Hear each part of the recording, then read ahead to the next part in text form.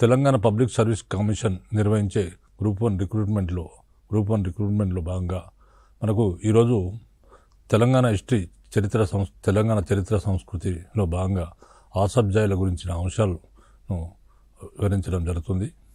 ఆసబ్జాయిలు అనేవాళ్ళు అంటే మనకు తెలంగాణ చరిత్ర సంస్కృతి అనేది మనకు ప్రిలిమ్స్లో తర్వాత మెయిన్స్లో కూడా ఉంది. తర్వాత మెయిన్స్లో మనకి సెకండ్ పేపర్లో తెలంగాణ చరిత్ర అనేది ఒక భాగంగా ఉన్నది. తర్వాత ఆసబ్జాయిలు మొత్తము దాదాపు 1724 నుంచి 1945 సంవత్సరాల మధ్య తెలంగాణను పాలించారు. తెలంగాణ అనేది మనకు హైదరాబాద్ రాజ్యంలో భాగంగా ఉండేది.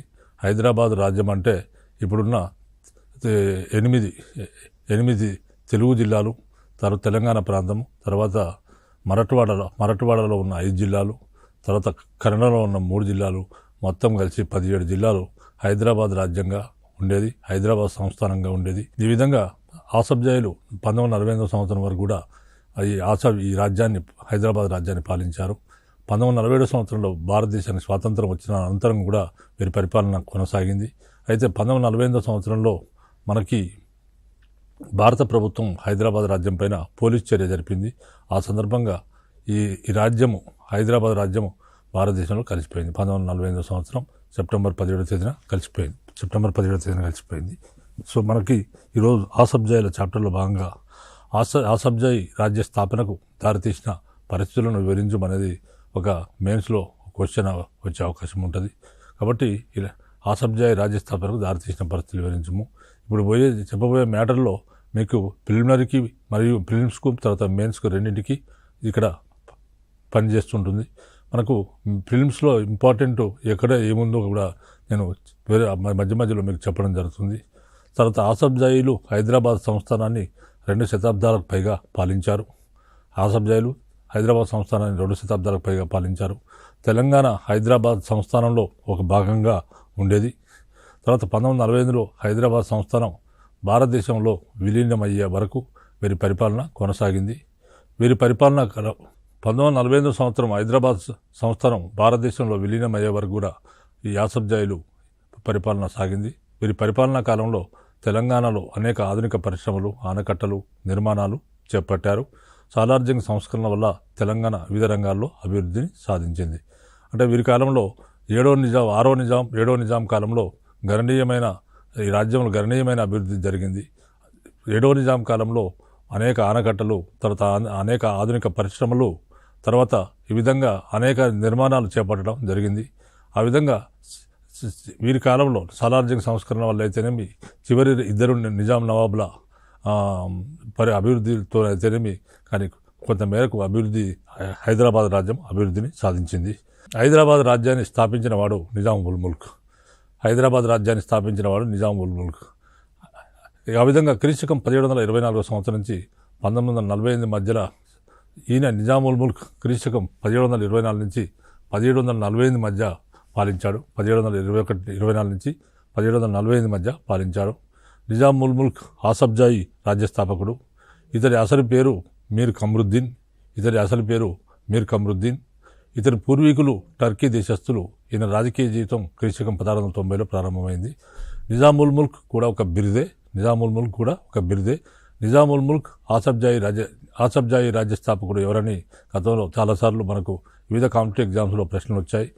ఆసబ్జాయి రాజ్యస్థాపకుడు ఎవరని అడిగినప్పుడు మనకు 4 ఆల్టర్నేటివ్స్ ఇస్తారు. దానిలో నిజాం ఉల్ ముల్క్ కరెక్ట్ ఆన్సర్ అవుతుంది. నిజాం ఉల్ ముల్క్ అసలు పేరు మీర్ కమ్రుద్దీన్.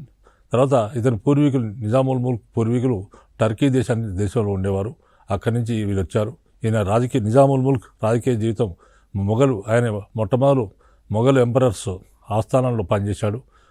ఔరంగజేబు మొఘల్ సామ్రాజ్యాన్ని పరిపాలిస్తున్న రోజుల్లో నిజాం ఉల్ ముల్క్ ఆయన ఆస్థానంలో పనిచేయడం జరిగింది. ఆ విధంగా ఆయన రాజకీయ జీవితం క్రీస్తకం 1695 సంవత్సరంలో ప్రారంభమైంది.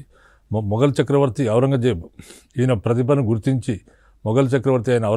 ఈయన నిజాం ఉల్ ముల్క్ ప్రతిభను గుర్తించి ఆయన కర్ణాటక ఫౌజ్దార్గా నియమించి చిన్కిలిచ్ ఖాన్ అనే బిరుదు ఇచ్చాడు. తర్వాత మరో మొఘల్ పాలకుడైన ఫరూక్ షియర్ అనేవాడు కడపటి చివరి మొఘల్లో ఒకడైన ఫరూక్ షియర్ అనే మొఘలు రాజు ఈయనకు ఫతేహ్ జంగ్ నిజాముల్ ముల్క్ అనే బిరుదులను ప్రదానం చేశాడు. ఫతేహ్ జంగ్ నిజాముల్ ముల్క్ అనే బిరుదులను ప్రదానం చేశాడు. క్రీస్తకమైన 1724 సంవత్సరంలో అంటే వివిధ హోదాల్లో మొఘల్ ఆస్థానంలో వివిధ హోదాల్లో పనిచేశాడు. మనసబ్దారిగా పనిచేశాడు. అయితే మనకు 1724 నాటికి కంటే ముందు ఆయన కొంతకాలం మొఘళ్లకు ప్రధానమంత్రిగా పనిచేశాడు. ఆ విధంగా మొఘల్ చక్రవర్తి అయిన మహమ్మద్ షాకి ప్రధానమంత్రిగా పనిచేశాడు. ప్రధానమంత్రిగా పనిచేసినప్పుడు అక్కడున్న రాజ్యంలో ఉన్న మొఘల్ రాజ్యంలో ఉన్న అనేక సంస్కరణలు తీసుకొచ్చి దీంట్లో ఉన్న కుట్రలు కుతంత్రాలు లేకుండా ఈ రాజ్యంలో అంటే రాజస్థానంలో కుట్రలు కుతంత్రాలు లేకుండా ఒక పద్ధతిగా దాన్ని డెవలప్ చేద్దామని నిజాముల్ ముల్క్ ప్రయత్నం చేశాడు. కానీ అంతకుముందు ఆయన దక్కన్ సుబేదార్గా ఉండేవాడు. అంతకుముందు మొఘల్ ప్రధాని కాకముందు దక్కన్ సుబేదార్గా ఉండేవాడు. దక్కన్ సుబేదార్గా సుబేదార్ అంటే మొఘళ్ళ కాలంలో పరిపాలనా సౌలభ్యం కొరకు వాళ్ళు వాళ్ళ రాజ్యాన్ని సుబాలుగా విభజించినప్పుడు దానికి సుబాకు అధికారి ఎవరంటే సుబేదార్. ఆ విధంగా ఆయన మొఘల్ దక్కన్ సుబేదార్గా అంతకుముందు ఉండేవాడు. అయితే ప్రధానమంత్రి అయిన తర్వాత ఈ యొక్క కుట్రలు కుతంత్రాలు లేకుండా రాజ్యాన్ని సంస్కరించాలనే ఉద్దేశంతో ఆయన ప్రయత్నం చేశాడు. కానీ అక్కడున్న సయ్యద్ సోదరులు అనే వాళ్ళు ఈయన ఎంత అభివృద్ధికి ప్రయత్నించినా వాళ్ళు ముందుకు పోనివ్వలేదు. దాంతో విసుగు చెందిన నిజాముల్ ముల్క్ ఇక లాభం లేదు, నాకు ఈ ప్రధానమంత్రి పదవి కంటే నాకు దక్కన్ సుబేదార్ పదవి బెటర్గా ఉందని చెప్పి తన సైన్యాలను తీసుకొని ఆయన బయలుదేరడం జరిగింది. ఆ విధంగా తన సైన్యాలను తీసుకొని బయలుదేరుతున్న క్రమంలో ఈ సయ్యద్ సోదరులు అనే ఇద్దరు వాళ్ళు ఏం చేశారంటే మొఘల్ చక్రవర్తికి మిమ్మల్ని విభేదించి మిమ్మల్ని ధిక్కరించి మీ పైన తిరుగుబాటు చేసిపోతున్నాడు కాబట్టి అతన్ని బంధించండి అని చెప్తారు. దాంతో మొహమ్మద్ షా ముబారిజ్ ఖాన్ అనేవాడిని దక్కన్ సుబేదార్గా నియమిస్తూ ఆజ్ఞ జారీ చేసి ఆయనకు సుబేదార్ ముబారిజ్ ఖాన్ను సైన్యాన్ని ఇచ్చి నిజాముల్ ముల్క్ ఎదిరించమని పంపించాడు. ఆ విధంగా ఆ ఇద్దరు కూడా మహారాష్ట్రలో ఉన్న లాతూర్ దగ్గర ఉన్న శకర్ఖేడా దగ్గర యుద్ధం జరిగింది. ఆ యుద్ధంలో ముబారిజ్ ఖాన్ను ఓడించడమే కాకుండా ఓదించడం జరిగింది. ఓదించి నిజాముల్ ముల్క్ క్రీస్తకం 1724 సంవత్సరంలో ఔరంగాబాద్ రాజధానిగా ఆయన దక్కన్ సుబాను పరిపాలించడం మొదలుపెట్టాడు. తర్వాత మనకు ఈ విధంగా దాంతో నిజాముల్ ముల్క్ను మొఘల్ సేనాని ఈ విధంగా ఓడించి చేస్తే ఆసబ్జా ఈ విధంగా మొఘల్ చక్రవర్తి ఇక ఆయన చేసేదేం లేక నిజాముల్ ముల్క్ అధికారాన్ని దక్కన్ సుబా మీద ఆయన అధికారాన్ని గుర్తిస్తూ ఆసబ్జా అనే బిరుదును ప్రదానం చేసి గౌరవించడం జరిగింది. ఈ విధంగా ఇచ్చిన పేరుని ఆసబ్జా అనే బిరుదు పేరు మీదనే వీరి వంశం ఆసబ్జాయి వంశం అయింది. తర్వాత నిజాముల్ ముల్క్ ఔరంగాబాద్ను రాజధానిగా చేసుకొని పాలించాడు. దీంతో క్రీస్తకం 1759 మే 14 సలాబత్ జంగ్ బ్రిటిష్ వారితో సంధి తీసుకుని తర్వాత ఈ విధంగా ఈయన 1748 వరకు నిజాముల్ ముల్క్ పాలించడం జరిగింది. 1748 సంవత్సరం తర్వాత మనకు రెండవ నిజామైన నిజాం అలీ ఖాన్ అనేవాడు నిజాముల్ ముల్క్ యొక్క కుమారుడు. ఆయనే క్రీస్తకం 1761 నుంచి 1803 సంవత్సరాల మధ్య నిజాం అలీ ఖాన్ పాలించాడు. నిజాం అలీ ఖాన్కు రెండవ ఆసబ్జా అనే బిరుదుతో పాలకుడు కావడం జరిగింది. నిజాం అలీ ఖాన్ తన రాజధానిని క్రీస్తకం 1763 సంవత్సరంలో ఔరంగాబాద్ నుండి హైదరాబాద్కు మార్చడం జరిగింది. ఇది ఒక ఇంపార్టెంట్. తన రాజధానిని ఏ ఆసబ్జాయి పాలకుడు తన రాజధానిని ఔరంగాబాద్ నుంచి హైదరాబాద్కు మార్చాడనేది ఒక ప్రశ్న. కాబట్టి దీనికి ఆన్సర్ ఏమవుతుందని నిజాం అలీ ఖాన్ అవుతుంది. కానీ అదేవిధంగా ఎప్పుడు ఔరంగాబాద్ నుండి హైదరాబాద్కు రాజధాని ఎప్పుడు మార్చబడిందంటే ఇయర్స్ ఇచ్చినప్పుడు 1763 సంవత్సరంలో మార్చబడింది అనేది ఆన్సర్ అవుతుంది. ఈ విధంగా ఈయనకున్న నిజాం అలీ ఖాన్కున్న నిజాం పేరు వల్ల ఇతని వారసులందరూ కూడా నిజాములని తర్వాత కాలంలో ఇతని వారసులందరూ నిజాములుగా పిలువబడ్డారు. తర్వాత నిజాములుగా పిలువబడడం జరిగింది. తర్వాత మనకు ఈయన కాలంలో జరిగిన ముఖ్యమైన పరిణామాలు ఏంటంటే ఉత్తర సర్కారులను బ్రిటిష్ వారికి ఈయన అప్పగించాడు. అప్పటికే తూర్పు ఇండియా వర్తక సంఘం వారు భారతదేశంలో వర్తకం చేస్తున్నారు కాబట్టి ఉత్తర సర్కారులు అనేవి ఉత్తర సర్కారులు అంటే ఇప్పుడు ఆంధ్ర జిల్లాలో అయినా కొన్ని ఆంధ్ర జిల్లాలు ఉత్తర సర్కారులను తమకు అప్పగించమని చెప్పేసి వాళ్ళు ఈ తూర్పు ఇండియా వర్తక సంఘం వారు ప్రముఖ దుబాసి అయిన కాండ్రేగుల జోగి పంతులు అనే వారిని దుబాసిని నిజాం అలీ ఖాన్ దగ్గరికి పంపించారు. ఆయన కాండ్రేగుల జోగి పంతులు వీరిద్దరి మధ్య బ్రిటిష్ వారు నిజాం మధ్య ఒక ఒప్పందాన్ని కుదిర్చాడు. ఈ ఒప్పందం ప్రకారం ఏంటంటే సంవత్సరానికి 15 లక్షల రూపాయల కౌలు సంవత్సరానికి 15 లక్షల కౌలుకు ఆయన ఉత్తర సర్కారులను బ్రిటిష్ వారికి ఇవ్వడం జరిగింది. అది ఈ ఒప్పందం ఎప్పుడు జరిగిందంటే ఉత్తర సర్కారులను ఎప్పుడు అప్పగించాడు నిజాం అంటే 1766 సంవత్సరంలో. ఆయన గుంటూరు సర్కార్ మినహా మిగిలిన ఉత్తర సర్కారులన్నింటినీ కూడా తూర్పు ఇండియా వర్తక సంఘానికి ఆయన కౌలుకు ఇవ్వడం జరిగింది. సంవత్సరానికి 15 లక్షల రూపాయల కౌలుకు ఆయన ఇవ్వడం జరిగింది. తర్వాత గుంటూరు సర్కారు మాత్రం ఇవ్వలేదు ఆయన, ఎందుకంటే ఆయన నిజాం సోదరుడు ఆయన బసవత్ జంగ్ అనేవాడు ఆధీనంలో ఆయన ఉండేది. అతని మరణానంతరం గుంటూరు సర్కారును కూడా ఇస్తారని ఒప్పందం కుదిరింది. తర్వాత 1782 సంవత్సరంలో బసవత్ జంగ్ మరణించినప్పటికీ గుంటూరు సర్కారు బ్రిటిష్ వారి పరం కాలేదు. 1787లో సుదీర్ఘ చర్చల అనంతరం గుంటూరు సర్కారు బ్రిటిష్ వారి పరం కావడం జరిగింది. క్రీస్తుశకం 1792 సంవత్సరంలో నిజాం బ్రిటిష్ వారికి మూడో మైసూరు యుద్ధంలో క్రీస్తుశకం 1792లో నిజాం బ్రిటిష్ వారికి మూడో మైసూరు యుద్ధంలో సహాయం చేసినందుకు గాను కడప బళ్ళారి ప్రాంతాలను పొందాడు. క్రీస్తుశకం 1792 సంవత్సరంలో నిజాం బ్రిటిష్ వారికి మూడో మైసూరు యుద్ధంలో సహాయం చేశాడు. నిజాం అలీ ఖాన్ బ్రిటిష్ వారికి మూడో మైసూరు యుద్ధంలో సహాయం చేసినందుకు గాను వాళ్ళు ఆ విధంగా సహాయం పొంది నిజాం అలీ ఖాన్కు కడప బళ్ళారి ప్రాంతాలను ఆయన ఇవ్వడం జరిగింది. కడప బళ్ళారి ప్రాంతాలను ఇచ్చారు. 1795 సంవత్సరంలో మహారాష్ట్రలతో ఖుర్దా వద్ద జరిగిన యుద్ధంలో నిజాంకు బ్రిటిష్ వారు సహాయం చేయలేదు. అందువల్ల నిజాం ఓడిపోవడం జరిగింది. తర్వాత ఫ్రెంచ్ సేనాని రేమాండ్ నియామకం తర్వాత ఈ విధంగా మరి ఆంగ్లేయులు ఎప్పుడైతే ఈయనకు మరాఠా వారు వచ్చినప్పుడు సహాయం చేయలేదో ఇమీడియట్గా ఈయన ఏం చేశాడంటే ఈ బ్రిటిష్ వారు నాకు సరైన వారు కాదు, ఈ బ్రిటిష్ వారు నన్ను మోసం చేశారన్న ఉద్దేశంతో ఆయన ఫ్రెంచ్ వారిని పిలిపించి ఫ్రెంచ్ వారి చేత తన సైన్యానికి తర్ఫీదు శిక్షణ ఇప్పించడం మొదలుపెట్టాడు. ఆ విధంగా ఫ్రెంచ్ సేనాపతి అయిన రేమండ్ అనేవాడిని నియమించడం జరిగింది. రేమండ్ అనేవాడు ఫ్రెంచ్ సేనాని. నిజాం ఆంగ్లేయ పటాలను ఆయన ఆస్థానంలో ఉన్న అప్పటికే ఆంగ్లేయ పటాలు ఉన్నాయి నిజాం దగ్గర, వాళ్ళని తొలగించి ఫ్రెంచ్ సేన ఆయన రేమండ్ సాయంతో తన సైన్యాన్ని పటిష్టపరచుకోవడం జరిగింది. తర్వాత రేమండ్ ఏం చేశాడంటే ఫిరంగులను తయారు చేసుకోవడానికి ఆయన హైదరాబాద్లోని గన్ ఫౌండరీని స్థాపించాడు. హైదరాబాద్లో ఫిరంగులను తయారు చేయడానికి హైదరాబాద్లో గన్ ఫౌండరీని స్థాపించడం జరిగింది. రేమండ్ సైన్యానికి జీతాలను చెల్లించడానికి నిజాం దగ్గర డబ్బులు లేవు కాబట్టి అతనికి మెదక్లోని ఒక జాగీర్ను రేమండ్కు ఇవ్వడం జరిగింది. తర్వాత రేమండ్కు సైనికుల్లో ప్రజల్లో మంచి ఆదరణ ఉండేది. ఇతన్ని ముస్లింలు మూసారాహిం అని, హిందువులు మూసారాం అని పిలిచేవారు. ఇతని పేరున హైదరాబాద్లో మూసరాం బాగ్ అనేది ఏరియా నిర్మించబడింది. ఆస్మాన్ గార్ సమీపంలో క్రీస్తుశకం 1798 సంవత్సరంలో ఇతని సమాధి నిర్మించబడింది. ఇతని సమాధి వద్ద సంవత్సరానికి ఒకసారి ఉరుసు జరిగేది. అతడి సైనిక వారసులు అక్కడ దీపాలు వెలిగించి పూలు చల్లేవారు ఆ టైంలో. తర్వాత మరొక ముఖ్యమైన పరిణామం ఏంటంటే సైన్య సహకార ఒప్పందం చేసుకోవడం. బ్రిటిష్ వారితోని సైన్య సహకార ఒప్పందం చేసుకున్నాడు ఎవరు? నిజాం అలీ ఖాన్. ఆ విధంగా ఆనాటి బ్రిటిష్ గవర్నర్ జనరల్ అయిన వెలస్లీ అనేవాడు సైన్య సహకార ఒప్పందం అనే దాన్ని ప్రవేశపెట్టడం జరిగింది. సైన్య సహకార ఒప్పందం అనే ఒక నూతన ఒప్పందాన్ని ప్రవేశపెట్టాడు.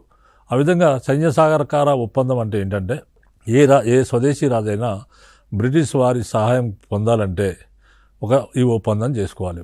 దానివల్ల సైన్య సహకార ఒప్పందం చేసుకున్నట్లయితే ఆ స్వదేశీ రాజుకు మేము ఎల్లవేళలా రక్షిస్తాము, మా సైన్యాన్ని తీసుకొచ్చి ఆ రాజు యొక్క రాజధానిలో ఆ రాజుకు రక్షణగా ఉంచుతాము, ఆ సైన్యానికి అయ్యే ఖర్చు ఆ రాజు భరించాలి. తర్వాత ఆ రాజు రాజధానిలో తమ బ్రిటిష్ రెసిడెంట్ అనే వాడిని ఒకడు రాజప్రతినిధి ఉంటాడు. ఆయన సలహాల మేరకే విదేశీ వ్యవహారాలు నడుపుకోవాలి. అంతరంగ వ్యవహారాల్లో బ్రిటిష్ వారు జోక్యం చేసుకోరు. ఇది సైన్య సహకార ఒప్పందం వివిధ అంశాలు. ఆ విధంగా మరి గవర్నర్ జనరల్ వెల్లెస్లీ ఈ విధంగా సైన్య సహకార ఒప్పందం భారతదేశంలో ప్రవేశపెట్టాడు. మరి ఈ విధంగా సైన్య సహకార ఒప్పందం భారతదేశంలో ప్రవేశపెట్టినప్పుడు నిజాం అలీ ఖాన్ 1798 సంవత్సరంలో ఆయన సైన్య సహకార ఒప్పందంలో చేరాడు. బ్రిటిష్ వారితో సైన్య సహకార ఒప్పందం మీద ఆయన సంతకం చేశాడు. ఆ విధంగా భారతదేశంలోనే సైన్య సహకార ఒప్పందం మీద సంతకం చేసిన మొట్టమొదటి భారతీయ పాలకుడు ఎవరంటే నిజాం అలీ ఖాన్. ఈ ప్రశ్న మన గతంలో చాలాసార్లు అడగబడింది. అంటే ఎవరు మొట్టమొదటిసారిగా సైన్య సహకార ఒప్పందం చేసుకున్నారు? ఏ పాలకుడు, భారతీయ పాలకుడు మొట్టమొదటిసారిగా సైన్య సహకార ఒప్పందం చేసుకున్నారు అంటే దానికి ఆన్సర్ ఏంటంటే నిజాం అలీ ఖాన్ ఈ విధంగా సైన్య సహకార ఒప్పందం చేసుకున్నాడు. ఎప్పుడు చేసుకున్నాడు అంటే 1798 సంవత్సరంలో సైన్య సహకార ఒప్పందం చేసుకోవడం జరిగింది. ఈ ఒప్పందంలో భాగంగా హైదరాబాద్లో నిజాం రాజ్య రక్షణకు ఈ ఒప్పందంలో, ఈ సైన్య సహకార ఒప్పందంలో భాగంగా హైదరాబాద్లో నిజాం రాజ్య రక్షణకు ఏర్పాటు చేయబడిన బ్రిటిష్ సైన్యాల పోషణకు గాను ఆ విధంగా బ్రిటిష్ వారు 2 లక్షల సైన్యాన్ని నిజాం రాజ్యాన్ని రక్షించడానికి హైదరాబాద్కు పంపించడం జరిగింది. మరి ఈ విధంగా ఈ సైన్యం వచ్చేసి బొల్లారం ఆ ప్రాంతాల్లో ఉండేవారు. ఈ సైన్యానికి అయ్యే ఖర్చు ఎవరు ఇవ్వాలంటే నిజాం ఇవ్వాలి. కాబట్టి నిజాం తన దగ్గర డబ్బులు లేక కొన్ని ప్రాంతాలు బ్రిటిష్ వారికి రాసి ఇవ్వడం జరిగింది. ఆ విధంగా ఆయనే రాయలసీమ జిల్లాలు బ్రిటిష్ వారికి దీని కింద, ఈ సైన్య పోషణ కింద రాసి ఇవ్వడం జరిగింది, ఇచ్చాడు. ఏ జిల్లాలంటే కడప, కర్నూలు, అనంతపురం, బళ్ళారి, ఈ 4 జిల్లాలు, రాయలసీమ జిల్లాలను బ్రిటిష్ వారికి ఇవ్వడం జరిగింది. అందుకనే ఈ జిల్లాలను దత్తత ఇచ్చింది కాబట్టి దత్త మండలాలని ఈ జిల్లాలకు పేరు. ఈ విధంగా ఇచ్చాడు. మరి హైదరాబాద్లో బ్రిటిష్ రెసిడెంట్ కూడా వచ్చాడు. తర్వాత సైన్య సహకార ఒప్పందంలో భాగంగా క్రీస్తకం 1798 సంవత్సరంలో జేమ్స్ ప్యాట్రిక్ అనే బ్రిటిష్ రెసిడెంట్ హైదరాబాద్కు రావడం జరిగింది. క్రీస్తకం 1798 సంవత్సరంలో సైన్య సహకార ఒప్పందంలో భాగంగా మరి సైన్యాన్ని పంపించారు. అదేవిధంగా బ్రిటిష్ రెసిడెంట్ని కూడా పంపించారు. ఆ విధంగా ఫస్ట్ వచ్చిన బ్రిటిష్ రెసిడెంట్ ఎవరంటే జేమ్స్ ప్యాట్రిక్. ఆయన బ్రిటిష్ రెసిడెంట్గా హైదరాబాద్లో నియమించడం జరిగింది. ఇతని కోసం నిజాం 1799 సంవత్సరంలో ఆర్కిటెక్ట్ శామ్యూల్ సాయంతో రెసిడెన్సీ భవనాన్ని హైదరాబాద్లో నిర్మించడం జరిగింది. నిజాం అలీ ఖాన్ పెద్ద కుమారుడైన అక్బర్ అలీ, గాలిబ్ జంగ్, సదాశివరేళ్ల సాయంతో తండ్రిపై తిరుగుబాటు చేయడం జరిగింది. తర్వాత దీన్ని దివాన్ అంటే ప్రైమ్ మినిస్టర్, ప్రధానమంత్రి మీర్ అలం అనేవాడు అణిచివేశాడు. తర్వాత నిజాం అలీ ఖాన్ ఆ స్థానంలో దక్కన్ సాంప్రదాయంలో ఆరుతేరిన వెంకటాచలం అనే గొప్ప చిత్రకారుడు ఉండేవాడు. నిజాం అలీ ఖాన్ ఆస్థానంలో దక్కన్ సాంప్రదాయ ఒక చిత్రకారుడు, గొప్ప చిత్రకారుడు ఎవరంటే వెంకటాచలం అనే చిత్రకారుడు. ఆయన దక్కన్ సాంప్రదాయంలో గొప్పగా ఆరితేరినవాడు. ఆ గొప్ప చిత్రకారుడు ఈయన ఆస్థానంలో, వెంకటాచలం అనే చిత్రకారుడు ఈయన ఆస్థానంలో ఉండేవాడు. తర్వాత నిజాం మొట్టమొదటిసారిగా తమ వంశ మూలపురుషుడైన నిజాం ఉల్ ముల్క్ పేరున నాణాలు వేయించాడు. తన మూలపురుషుడు ఎవరు? నిజాం ఉల్ ముల్క్ నిజాం రాజ్య ఆసబ్జాయి రాజ్య స్థాపకుడు. కాబట్టి తమ వంశం మూలపురుషుడైన నిజాం ఉల్ ముల్క్ పేరున నిజాం అలీ ఖాన్ నాణాలు వేయించడం జరిగింది. అతని పేరున ఖుత్బా చదివించడం జరిగింది. ఖుత్బా అంటే గురువులతో, ఖుత్బా అంటే గొప్పగా చదివించడం. అతని పేరున ఖుత్బా చదివించడం జరిగింది. బ్రిటిష్ రెసిడెంట్ అయిన కిర్క్ ప్యాట్రిక్ మీరాలం బంధువైన బైరునిషా బేగంను వివాహమాడి ఆమె వరకు రంగ్మహల్ నివాసం నిర్మించడం జరిగింది.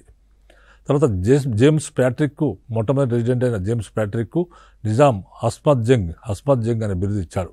కాబట్టి ఆయన ఈ విధంగా నిజాం అస్మద్ జంగ్ అని బిరుదు ఇచ్చాడు. కాబట్టి ఆ బిరుదు పేరున అస్మద్ గంజ్, హైదరాబాద్లో హస్మత్ గంజ్ అనే ఏరియా నిర్మించబడింది. ఒక ఏరియాకి అస్మత్ గంజ్ అని పేరు పెట్టారు. తర్వాత నిజాం అలీ ఖాన్ మనకు గుల్షన్ మహల్, మోతీ మహల్, రోషన్ మహల్, చార్ బంగ్లా మొదలైన నిర్మాణాలు చేపట్టడం జరిగింది. తర్వాత మనకు నిజాం అలీ ఖాన్ తర్వాత ఆయన కుమారుడు సికిందర్ జా అనేవాడు క్రీస్తకం 1803 నుంచి 1829 మధ్య ఆయన పాలించాడు.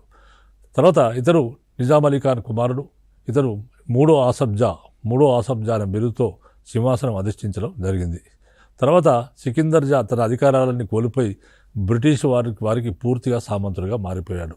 ఎందుకంటే అంతకుముందు ఇక్కడ కేవలం బ్రిటిష్ రెసిడెంట్ని పంపిస్తాం, ఓన్లీ విదేశీ వ్యవహారాలు మాత్రమే బ్రిటిష్ రెసిడెంట్ సలహా మేరకు చూసుకోవాలి, మిగతా అంతరంగ వ్యవహారాలు జోక్యం చేసుకోమని అన్నారు. కానీ సికిందర్ వచ్చే కాలం నాటికి వచ్చేటప్పటికి దివాన్ను నియమించాలన్నా కానీ నిజాం చేతిలో లేకుండా పోయింది. అది కేవలం బ్రిటిష్ వారే దివాన్నైనా డిప్యూటీ దివాన్నైనా ఎవరు నియమించాలంటే బ్రిటిష్ వారే నియమించాలి. కాబట్టి ఇవన్నీ అధికారాలన్నీ పోయినాయి. నిజాంకు అంతరంగ వ్యవహారాల్లో కూడా అధికారాలు లేకుండా పోయినాయి. ఈ విధంగా సికిందర్ తన అధికారాలన్నీ కోల్పోయి బ్రిటిష్ వారికి పూర్తిగా సామంతుడిగా మారిపోవడం జరిగింది.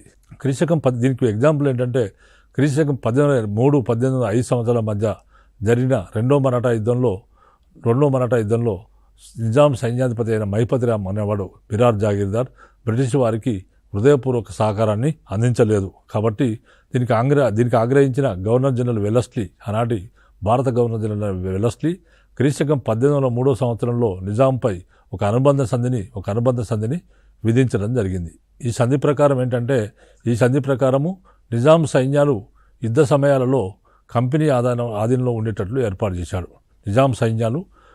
ఈ సంధి ప్రకారం ఏంటంటే ఎప్పుడైనా యుద్ధం జరిగినప్పుడు నిజాం సైన్యాలు మొత్తం కూడా బ్రిటిష్ వారి అదుపులో ఉంటాయి, బ్రిటిష్ వారి ఆధీనంలో ఉండే ఏర్పాట్లు వెల్లస్లీ చేయడం జరిగింది. క్రీశకం 1804 సంవత్సరంలో దివాన్ ఆరుస్తుంజా దివాన్ అంటే ప్రధానమంత్రి ఆరుస్తుంజా మరణించగా నిజాం తన మిత్రుడైన మహిపతిరామును దివాన్ పదవిలో నియమించడానికి